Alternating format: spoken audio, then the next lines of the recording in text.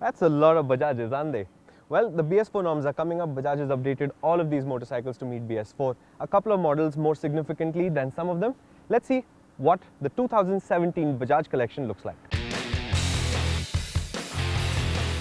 Let's start with the least changed of the models, the Pulsars 180, 220 and the RS200.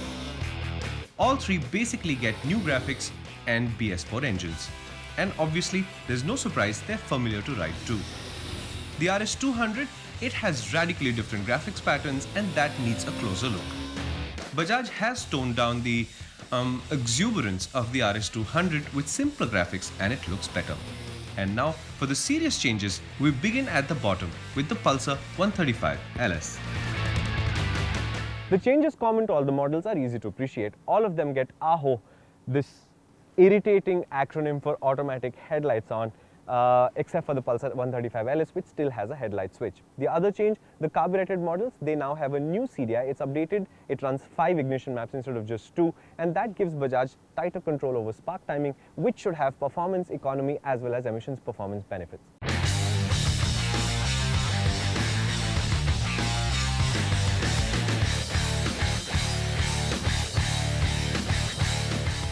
The Pulsar 135 LS is not all new, but there are a couple of things we need to talk about. First, the BS4, it gets a secondary air injection system. It's a carbureted bike like all of the other BS4 carbureted Bajajes. It also gets the multi-map CDI with 5 maps on it at least.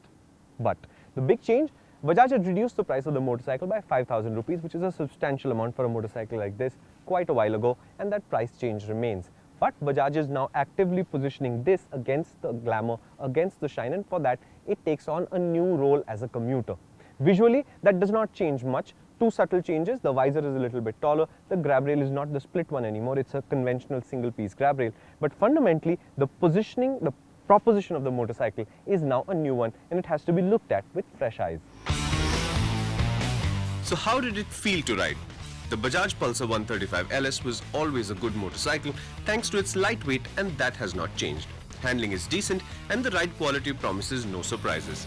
The engine is refined enough, although some of the newer motorcycles, notably both the Bajaj V12 and the Hero Glamour, might have a slight edge on the refinement front. Of course, the V12 is also from Bajaj, is similar in role and about Rs 4,000 lower in price. The newest motorcycle here is the Pulsar 150, although it looks like the oldest one despite the laser edge graphics. And the reason is, it sells really well. Why mess with a package that already does so well? But the BS4 norms have been tackled and the engine has been heavily reworked to do this. So the bottom end, it comes from the 180 and the 220 now, not like the old one. Refinement levels are way higher. The engine itself, bore and stroke, completely changed. The bore is small, the stroke is longer. It's a long stroke engine now. It makes 1 Nm more torque, it loses 1 PS on top. In the process, the motorcycle should be more rideable. So on the whole, it's a big change for the Pulsar 150, but the basic price positioning, the proposition remains the same.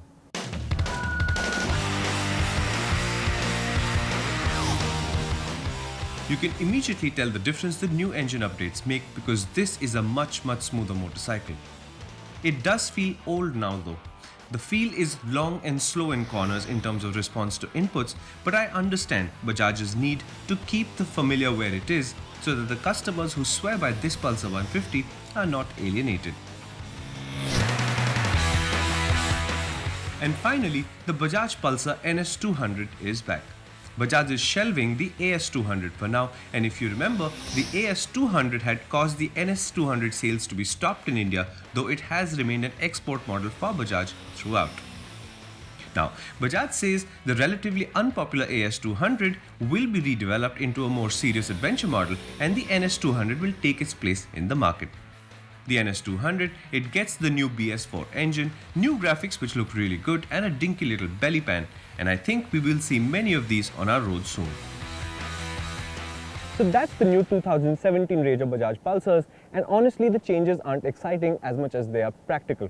The big changes, of course, everything gets BS4, the Pulsar 150 significant update, the Pulsar 135 reposition, and the Pulsar 200 NS is back.